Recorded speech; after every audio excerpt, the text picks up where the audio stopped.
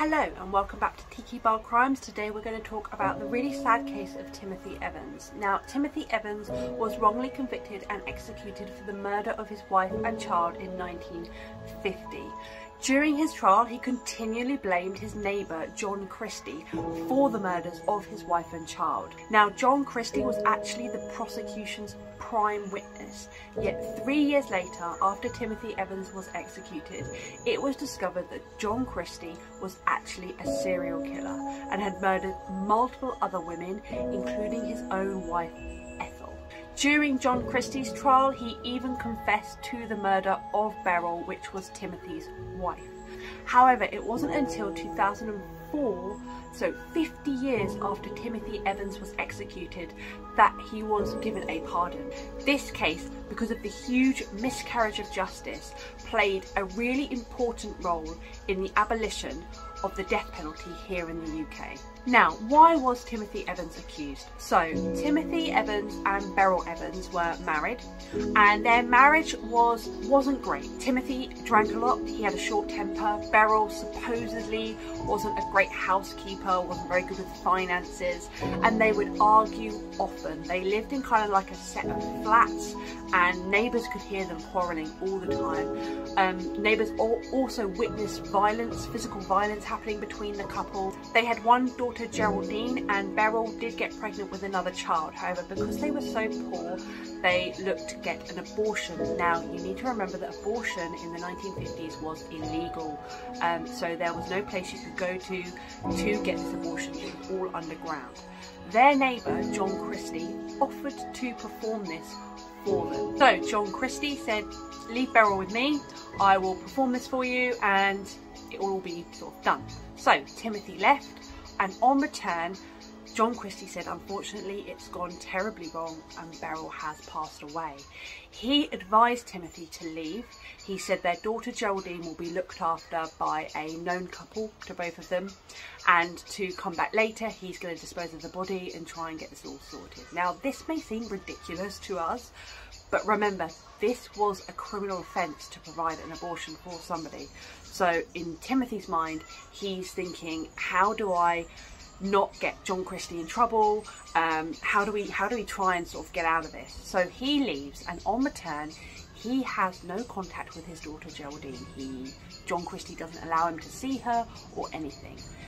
The police are alerted, and this is where it gets a little bit complicated. So Timothy Evans confesses to the murder or accidental death of his wife Beryl. He says that he got some potion from a man down the street to provide an abortion. It went terribly wrong and she passed away.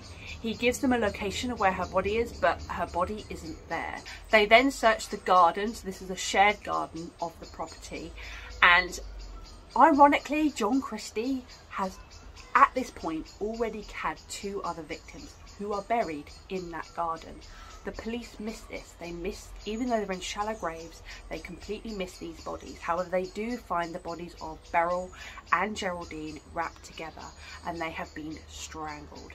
Now, they come to Timothy with this information, and he is so shocked, and they ask him, "Did you kill your daughter as well?" He says yes. Now, authors have now speculated that due to the fact that he was interrogated overnight, so he's physically drained, he's in complete shock that his wife and his child are dead. He's also under a lot of duress, and he fears that they're going to be violent. He fears they're going to torture him. He's in a highly emotional state, and this has led to a false confession. They also look at the transcription for this confession, and it reads very much like a policeman. Now, you have to remember that Timothy Evans was illiterate, and this confession is very formal. It just doesn't sound like Timothy at all. Once the dust has settled and this case goes to trial, Timothy Evans starts accusing John Christie. Now, you have to appreciate for the police that previously his initial thing was that he got some potion from a man in the street and it went wrong. Then he said that he did it, although that is questionable whether that confession was really true or not, or whether it's made up under extreme duress. Now he's blaming John Christie. Now John Christie was actually the prime witness for the prosecution. He is on this stand saying that he has heard them arguing, that they have a very violent relationship, etc, etc. So he's really pushing for Timothy Evans to be guilty. Now Timothy Evans' defence are saying that John Christie provided this abortion service and it's gone wrong. They're also saying that John Christie has previous convictions: theft, malicious wounding. So this is a violent criminal man, whereas Timothy Evans has nothing, no prior convictions. So in a way, it's sort of Timothy Evans' words against John Christie, and the trial does not go well for Timothy Evans. Unfortunately, he is found guilty of murdering his wife and child. He is convicted in the January of 1950 and executed in the March, so not long at all. 3 years later, when John Christie vacates that apartment, the upstairs tenants start using his kitchen and they find 3 bodies in the pantry. They obviously inform the police. These are all women. The police then search the garden that they searched previously and find 3 more bodies of women, including his wife Ethel, who was actually found, not in the garden but under the floorboards. They also find a thigh bone that is actually propping up a garden trellis.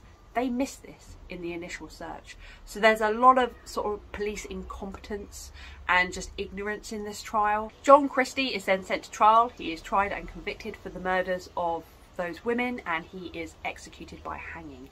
During his trial, he confesses to the murder of Beryl Evans, Timothy Evans' wife. He never confesses to the murder of Geraldine, the daughter. This case raised serious questions over the handling of cases, over the miscarriage of justice, and how innocent people could be sentenced to death. And it's one of those cases that were really influential in getting rid of the death penalty in this country within the UK. Although John Christie admitted to killing Beryl Evans, Timothy Evans' case has actually never been quashed due to the government saying that the cost and the resources for doing that is too much. He has been given a pardon, but technically he is still seen as guilty. His sisters in 2003 were given compensation. However, his guilty status still remains, which I think is terribly unfair. That is the really sad story of Timothy Evans. If you've made it this far, thank you so much for watching. Please remember to like, subscribe, follow if you like my content, and I'll see you next time.